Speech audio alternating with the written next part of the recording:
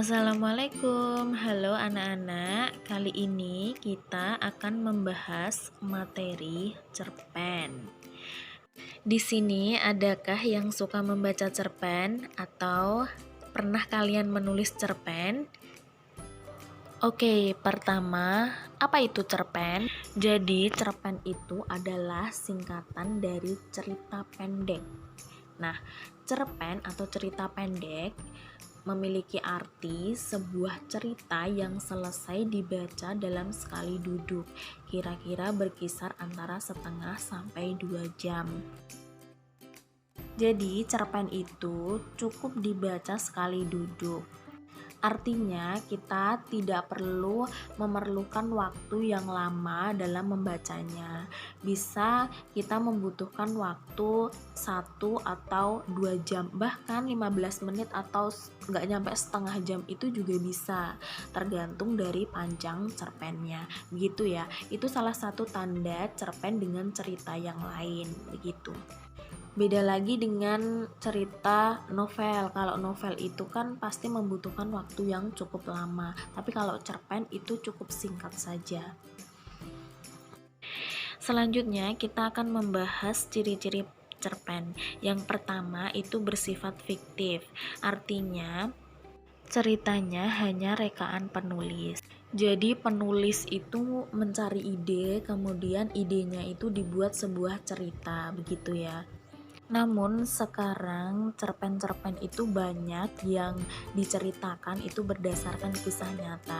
Jadi penulis itu mengisahkan kisah nyata dirinya sendiri atau seseorang, kemudian ditambahi.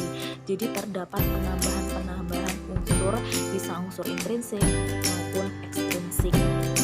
Kemudian yang kedua yaitu panjang cerpen itu kurang dari 10.000 kata. Namun itu aturan lama.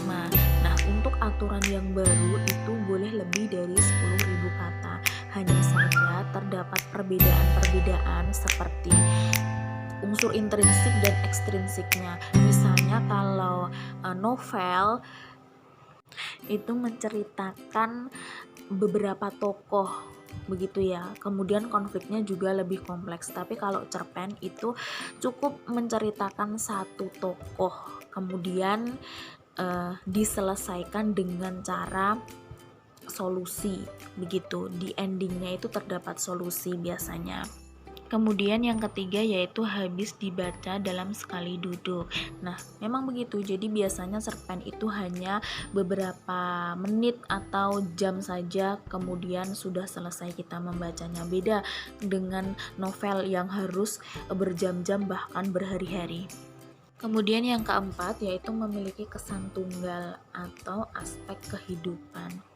Jadi ketika kita membaca cerpen tersebut, kita akan memiliki ketertarikan dari cerpen tersebut. Nah, ketertarikannya itu hanya biasanya kalau di cerpen itu hanya satu ketertarikan atau satu kesan, begitu. Contohnya saya suka tokoh ini, begitu.